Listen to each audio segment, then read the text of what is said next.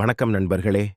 ஒடிசாவின் பூரி நகரம் அதிகாலை சூரியக் கதிர்களில் மிளிர்ந்தபடி ஜெகந்நாதர் கோயிலின் தங்க கோபுரங்களில் பிரதிபலித்து ஒரு புதிய பொலிவுடன் விழித்தெழுந்தது. கடலின் அலை ஓசை, கோயிலின் மணி ஓசைகள் மற்றும் பக்தர்களின் ஜெய் ஜெகந்நாத் கோஷங்கள் அப்பகுதியை ஆன்மீக அதிர்வுகளால் நிரப்பின. பகவான் ஜெகந்நாதர், பாலபத்ரர் மற்றும் சகோதரி சுபத்ரா தேவியின் ரத யாத்திரைக்காக லட்சக்கணக்கான மக்கள் பூரியில் திரண்டிருந்தனர். ஒவ்வொரு ஆண்டும் போலவே வழக்கமானதாக தோன்றிய இந்த நாள் உலகையே உலுக்கும் ஒரு அதிசய சம்பவத்திற்கு சாட்சியாக அமையவிருந்தது. இந்த நிகழ்வு பக்தர்களின் நம்பிக்கையை ஒரு புதிய உச்சத்திற்கு கொண்டு சென்று ஆன்மீக உணர்வுகளை தூண்டி பல நூற்றாண்டுகளுக்கு ஒரு முன்மாதிரியாகவும் நினைவாகவும் இருக்கப் போகிறது. காலை 6 மணிக்கே பூரியின் சாலைகள் பக்தர்களால் நிரம்பி வழிந்தன. ஜெகந்நாதர் கோயிலில் இருந்து குண்டிச்சா கோயிலுக்குச் செல்லும் பெரிய தண்டாவீதி வண்ணமயமான கொடிகளாலும் மலர் மாலைகளாலும் அலங்கரிக்கப்பட்டிருந்தது. நாட்டின் பல பகுதிகளில் இருந்து மக்கள் வந்திருந்தனர். சிலர் கால்நடையாக, சிலர் ரிக்ஷாவில், சிலர் பேருந்துகள் மற்றும் ரயில்களில். ஒவ்வொரு முகத்திலும் பக்தி அலையாயிருந்தது. குழந்தைகள் முதல் முதியோர் வரை அனைவரின் உதடுகளிலும் ஒரே ஒரு நாமம்: ஜெய் ஜெகந்நாத். ஜெகந்நாதர் கோயிலின் முன் 3 பெரிய ரதங்கள் தயாராக நின்றிருந்தன. பகவான் ஜெகந்நாதரின் தேரான நந்தி கோஷ் 45 அடி உயரம், 16 சக்கரங்கள் கொண்டது.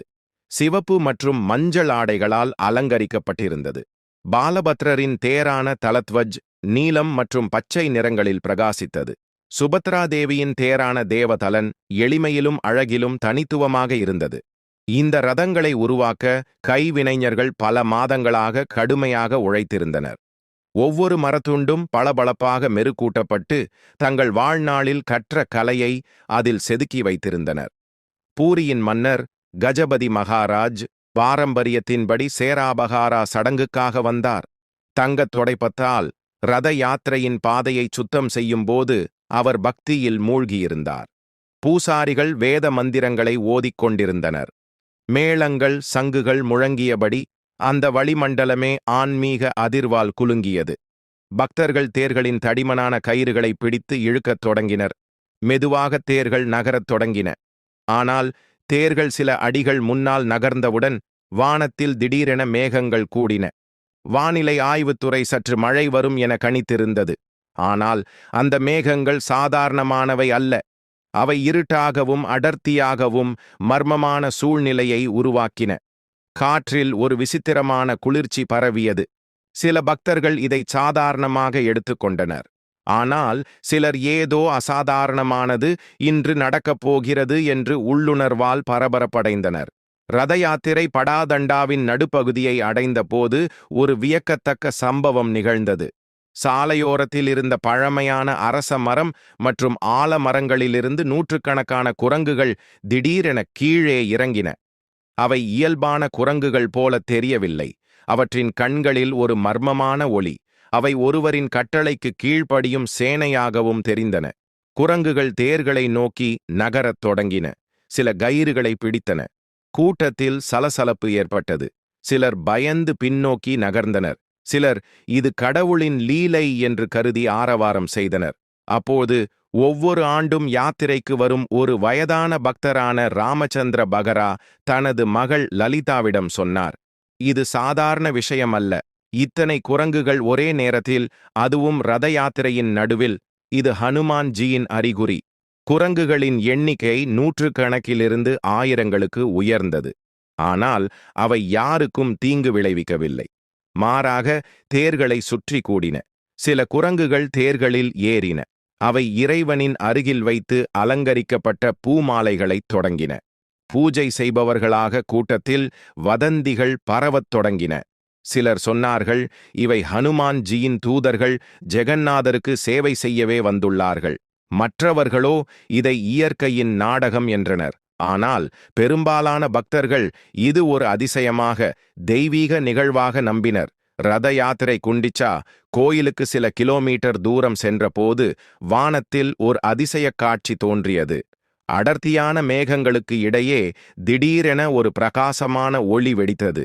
அந்த ஒளி சூரியனை கூட மங்கச் செய்தது. மக்கள் ஆச்சரியத்தில் வானத்தை நோக்கி பார்த்தனர். அந்த ஒளிக்குள் யாரோ வந்துவிடப் போவது போல இருந்தது. பின்னர் மேகங்களைச் சீண்டி கிழித்தபடி ஒரு பெரிய தெய்வீக உருவம் வானத்தில் தோன்றியது. அது வேறு யாருமில்லை, பகவான் ஹனுமான். அவர் காற்றில் பறந்து கொண்டிருந்தார். அவரது வாள் வானத்தில் அலையடித்தபடி அசைந்தது. அவரது முகம் சக்தி மற்றும் பக்தியின் சங்கமமாக இருந்தது. அவரது கண்களிலிருந்து வெளிப்பட்ட ஒளி பக்தர்களின் இதயங்களை அமைதியுடனும் ஆனந்தத்துடனும் நிரப்பியது. அந்த நேரத்தில் கூட்டத்திலிருந்து ஒருவன் உரக்க கத்தினான், ஜெய் ராம் பக்த ஹனுமான். அந்த ஒரு குரலுடன் லட்சக்கணக்கான மக்கள் ஒற்றுமையாக எழுந்து ஜெய் ஹனுமான், ஜெய் ஸ்ரீராம் என ஆரவாரம் செய்தனர். பூரியின் நகர் முழுவதும் அந்த முழக்கம் வலம் வந்தது. ஹனுமான்ஜியின் உருவம் மிகவும் பெரியதாக இருந்ததால் நகரத்தின் எந்த மூலையிலிருந்து பார்த்தாலும் அவரை பார்ப்பது சாத்தியமாக இருந்தது. அவருடைய உடலிலிருந்து வெளிப்பட்ட ஒளி அந்த சூழலை முழுமையாக புனிதமாக்கியது. சிலர் தரையில் விழுந்து குனிந்து வணங்கினர். சிலர் கண்ணீருடன் பிரார்த்தனை செய்தனர். அவரது அந்த பரிசுத்த உருவம் எந்தவித எதிர்ப்பும் இன்றி அனைவரின் மனதையும் ஆட்கொண்டது. பின்னர் ஹனுமான்ஜி வானத்தில் நின்றபடியே ரதங்களை நோக்கி பார்த்தார். ஒரு ஆழ்ந்த கர்ஜனையுடன் காற்றில் தனது கதாயுதத்தைச் சுழற்றினார். அதே நேரத்தில் ரதங்களின் வேகம் திடீரென அதிகரிக்கத் தொடங்கியது. அதை இழுக்கும் சக்தி மனித சக்தி அல்ல என்பது அனைவருக்கும் புரிந்தது. ஏதோ கண்ணுக்கு தெரியாத ஒரு தெய்வீக சக்தி தேர்களை நகர்த்துவது போல இருந்தது. பக்தர்கள் ஆச்சரியத்தில் பார்க்க குரங்குகள் தேர்களின் கயிறுகளை மிகவும் முறையாக பிடித்துக் கொண்டிருந்தன. சில குரங்குகள் தேர்களின் சக்கரங்களுக்கு அருகே நின்று ஹனுமான்ஜியின் வீரர்களைப் போல அவற்றை தள்ளி நகர்த்தின. இந்த காட்சியை பார்த்த மக்கள் தங்கள் சுய நினைவையே இழந்து நிம்மதியின் கண்ணீருடன் இறைவனை வணங்கத் தொடங்கினர். அந்த நாள், அந்த தருணம் பக்தியால் மீண்டும் எழுதப்பட்ட வரலாறாக மாறியது. ரத யாத்திரை செய்தி சேகரிக்க வந்த இளம் பத்திரிகையாளர் அனன்யா மிஸ்ரா இந்த அதிசய நிகழ்வை தனது கேமராவில் பதிவு செய்தார். அவரது வீடியோ பின்னர் சமூக ஊடகங்களில் வைரலாகி உலகம் முழுவதும் உள்ள மக்கள் இந்த அதிசயத்தை பற்றி பேசத் தொடங்கினர். ஆனால் அதிசயம் அங்கே முடிவடையவில்லை. தேர்கள் குண்டிச்சா கோயிலுக்கு அருகில் வந்தபோது ஹனுமான்ஜி மீண்டும் தனது கதாயுதத்தை காற்றில் சுழற்றினார். அதே நேரத்தில் வானத்திலிருந்து பூக்கள் மழையாக பெய்யத் தொடங்கின. ரோஜா, மல்லிகை, தாமரை மற்றும் சாமந்தி மலர் மாலைகள் ரதங்கள் மீது விழத் தொடங்கின. இந்த காட்சி பக்தர்களை மெய்மறக்க வைத்தது. படா தண்டா முழுவதும் மலர்களின் நறுமணத்தில் ஆவி பரவியது. சிலர் அந்த பூக்களை பிரசாதமாக கருதி சேகரிக்க முயன்றனர். இது தேவாலய வழிபாட்டில் தவிர்க்கப்படும் செயலாக இருந்தாலும் அந்த தருணத்தில் அனைவரும் அதில் தெய்வீக அருளை உணர்ந்தனர். முன்பு அடிக்கடி நின்று செல்லும் நந்திகோஷ் தேர் திடீரென எவராலும் இழுக்கப்படாமல் தானாகவே நகரத் தொடங்கியது. அதன் கனமான அமைப்பை நினைத்து பார்த்தால் இது ஒரு பெரிய அதிசயம்தான். ஹனுமான்ஜி வானத்தில் அந்த தேரின் மீது வட்டமிட்டார். அவரது கதாயுதத்திலிருந்து வெளிப்பட்ட ஒளி தேரை முன்னோக்கி நகர்த்தியது போல தெரிந்தது. இதைக் கண்டதும் கூட்டத்தினர் உற்சாகத்தில் கத்தினர், ஹனுமான் ஜிக்கி ஜெய், ஜெகன்னாத் ஜிக்கி ஜெய். அதிசயத்தின் தாக்கம் இந்த அதிசயத்தின் தாக்கம் ரத யாத்திரைக்கு மட்டுமல்ல, பலரது வாழ்க்கையையே மாற்றி அமைத்தது. 70 வயதான சரஸ்வதி தேவி பல வருடங்களாக பக்கவாதத்தால் பாதிக்கப்பட்டு சக்கர நாற்காலியில் இருந்தார். ரத யாத்திரையை காண வந்திருந்த அவரிடம் ஹனுமான்ஜி தோன்றிய தருணத்தில் திடீரென கால்களில் உணர்வு ஏற்பட்டது. அவர் மெதுவாக எழுந்து சில அடிகள் நடந்தார். அதை பார்த்த அவரது மகள் லட்சுமி மகிழ்ச்சி கண்ணீரோடு கூறினார், பல வருடங்களுக்குப் பிறகு என் அம்மா நடக்கிறார். இது ஹனுமான்ஜியின் அருள். நம்பிக்கையை கண்ட நாத்திகர் 35 வயதான பொறியாளர் ரமேஷ் சாகு ஒரு நாத்திகர். தனது மனைவியின் கோரிக்கையால் மட்டும் ரத யாத்திரைக்கு வந்திருந்தார். ஆனால் வானத்தில் ஹனுமான்ஜியின் உருவத்தை கண்டபோது அவரது மனம் முற்றிலும் மாறிவிட்டது. அவர் கூறினார், நான் கடவுளை ஒருபோதும் நம்பவில்லை. ஆனால் இன்று நான் கண்டது அறிவியலால் விவரிக்க முடியாத ஒன்று.